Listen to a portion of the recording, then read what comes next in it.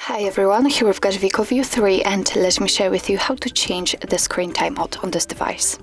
So first of all, let's enter the settings and here let's tap on the display option. Right now we have to tap on the advanced and under it we've got the sleep option, so simply tap on it.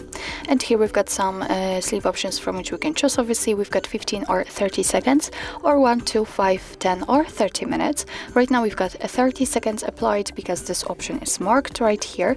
So in order to change it, all you have to do is simply tap on the time I'd like to use. So I will pick, for example, 5 minutes. Let me tap on it.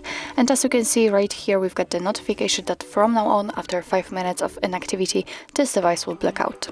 So actually, that's all. This is how to change the screen timeout in your WIKO View 3. Thank you so much for watching. I hope that this video was helpful, and if it was, please hit the subscribe button and leave the thumbs up.